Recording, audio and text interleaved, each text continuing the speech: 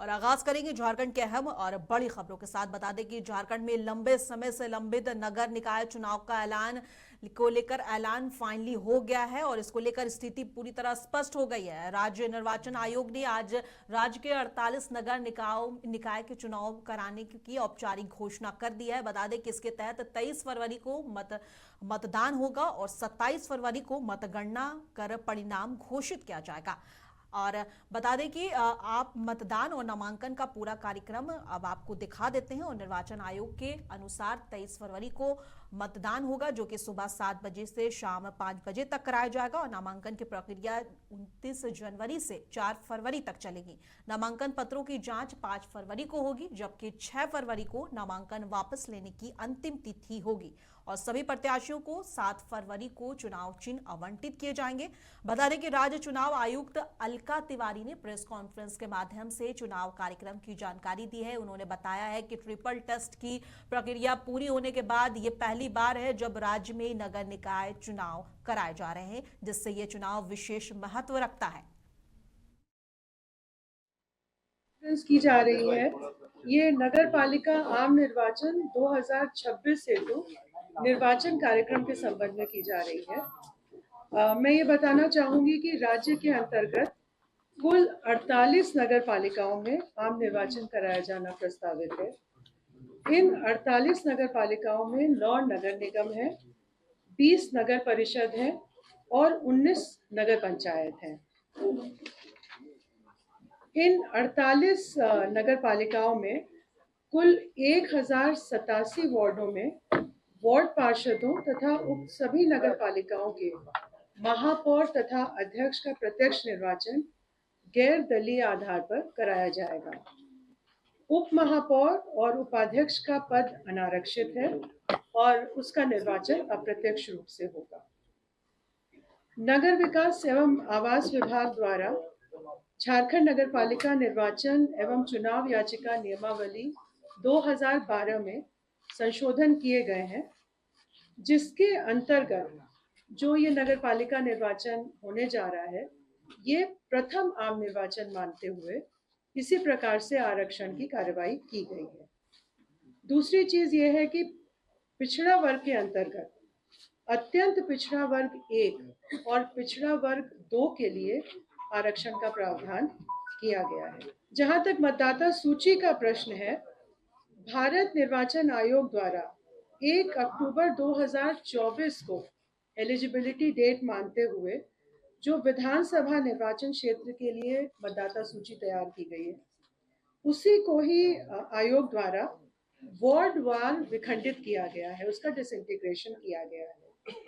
और इस मतदाता सूची के अनुसार नगर पालिका क्षेत्र में कुल मतदाताओं की संख्या 43,33,574 है।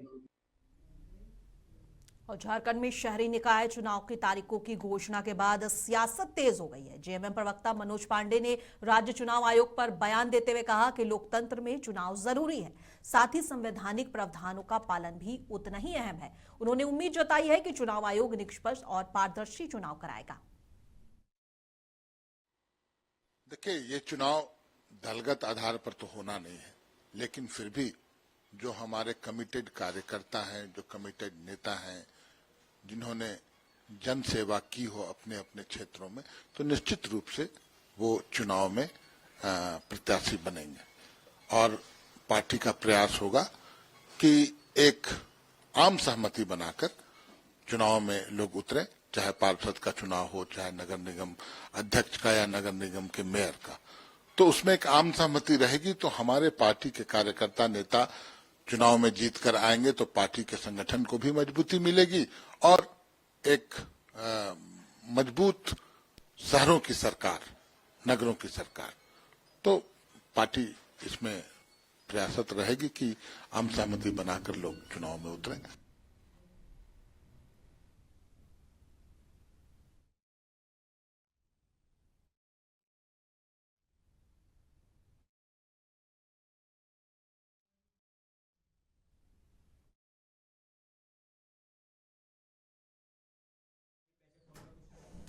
और नगर निकाय चुनाव को लेकर स्थिति पूरी तरह स्पष्ट हो गई है। राज्य निर्वाचन आयोग ने आज राज्य के लगभग 48 नगर निकाय में चुनाव कराने की औपचारिक घोषणा कर दी है।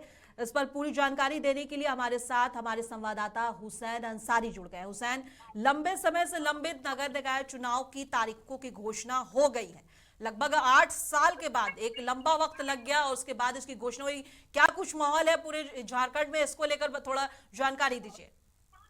जी हाँ, मैं बता देना चाहूंगा कि राज्य चुनाव आयुक्त अलका तिवारी के द्वारा आज पूरे झारखंड के 48 से नगर निकायों में चुनाव कराए जाने की औपचारिक घोषणा कर दी गई है। 23 फरवरी को मतदान होना है और 27 फरवरी को इसका मतगणना होगा और कुल इसमें जी वोटर्स जो मतदान करेंगे वो 43,33,574 मतदाता वोट करेंगे और जो भी प्रत्याशी इसमें खड़े होंगे उनका भाग्य का फैसला 27 फरवरी को तय होगी। जैसे ही बिगुल बजी है झारखंड में नगर निकाय चुनाव को लेकर, पूरे राज्य के सभी नगर निकाय क्षेत्रों में, नगर पालिका क्षेत्रों में अभी से ही चर्चाएं तेज हो गई है और लोग अपने अपने चहेतों को प्रत्याशी बनाने के लिए जोड़ घटाव, जीत हार सभी तरह के आंकड़े अभी से ही जुटाना शुरू कर दिए हैं। काफी गहमागहमी का माहौल चल रहा है जैसे ही चुनाव को लेकर घोषणा हुई है। शहरी क्षेत्र में खास करके चौपाल शुरू हो चुका है, चाय की चुस्की लेकर लोग चर्चा कर रहे हैं। कहा जा रहा है कि ट्रिपल टेस्ट की वजह से काफी लंबा समय जो है वो लग गया। जी हाँ, ये सही है। ये ट्रिपल टेस्ट की वजह से काफी लंबे समय के बाद से ये चुनाव हो रहा है, तो ऐसे में पूरा माहौल जो है चीजें कराई गई जिसको लेकर इतना लंबा वक्त लग गया है। जी हाँ, जी हाँ।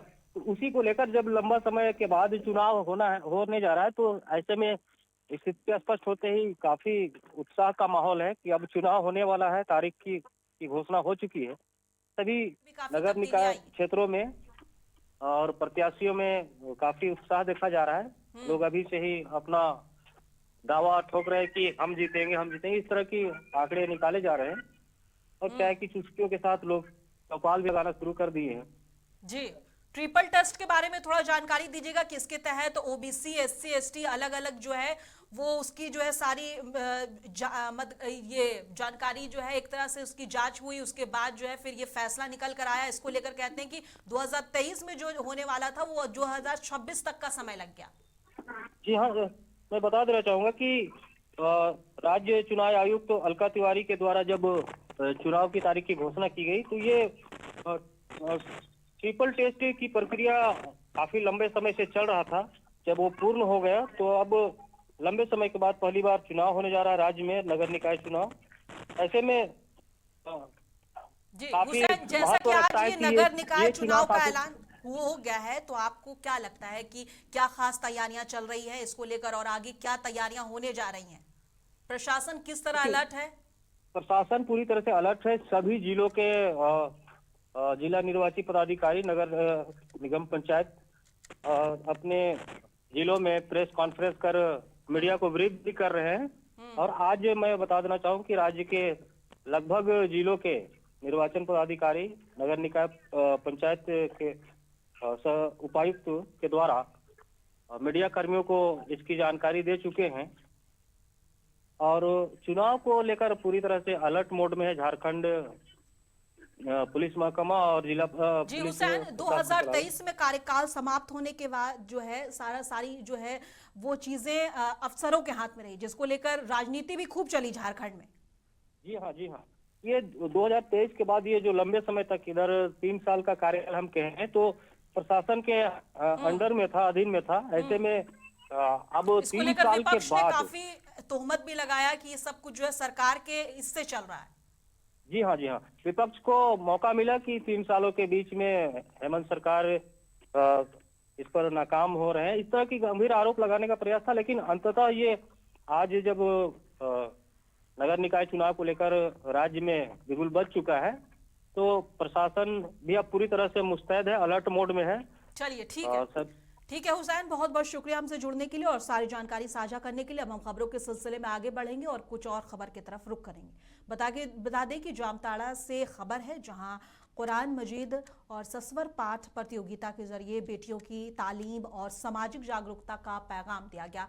और पत्थर चापड़ा धांधड़ा स्थित मदरसा जामिया मिशबाह लील बनात में आयोजित इस कार्यक्रम में झारखंड के स्वास्थ्य मंत्री डॉक्टर इरफान अंसारी मुख्य अतिथि के तौर पर शामिल हुए। डॉक्टर इरफान अंसारी ने कहा कि समाज की तरक्की के लिए बच्चों खासकर बेटियों की शिक्षा बेहद जरूरी है और educated daughter means empowerment society. उन्होंने कहा है कि मुकम्मल शिक्षा के बिना विकास मुमकिन नहीं है। कार्यक्रम का मकसद धार्मिक शिक्षा के साथ बेटी पढ़ाओ बेटी बचाओ का संदेश देना रहा। बड़ी संख्या में प्रतिभागियों ने हिस्सा लिया। आयोजन जामिया मिसबाह लील बनात ट्रस्ट ने किया और नव मुस्लिम फाउंडेशन ने सहयोग दिया। दुआ के साथ कार्यक्रम संपन्न हुआ।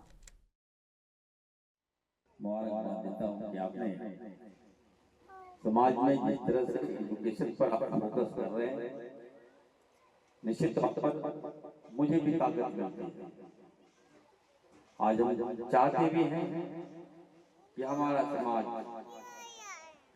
एजुकेशन से आगे आए, हमारी बच्चियां आगे आए, हमारे बच्चे आगे आए, क्योंकि आने वाला जो समय है वहां जब तक आप एजुकेशन नहीं लेंगे,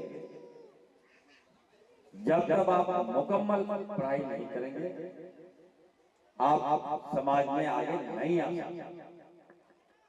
इस बात पर हम लोगों को जोर देना होगा। या एक और हमारे लाडला साहब तो काफी जहाँ इदारा है, जहाँ एजुकेशन है, वही डेवलपमेंट है। आज हमारी समाज की बच्चियां आप चले जाइए, एजुकेशन नहीं है उनके पास। अगर 8वां क्लास पास की है तो माँ बाप उसकी शादी कर देता है। मैंने पहले भी कहा कि बच्चे को तालीम देंगे, बच्चे को पढ़ाएंगे लिखाएंगे, अगर वो टॉप करेगा तो माँ बाप उस पर इतना दबाव पड़ेगा अगले आदमी का कि शादी कर देता है बड़े लोगों के घर में, और फिर आपका बेटा चला जाता है। अगर आपका बेटा बाहर पढ़ रहा है तो वहीं पे शादी कर देंगे। तो आपके घर वाले जहां वो जाए वो तालीम कौन देंगे?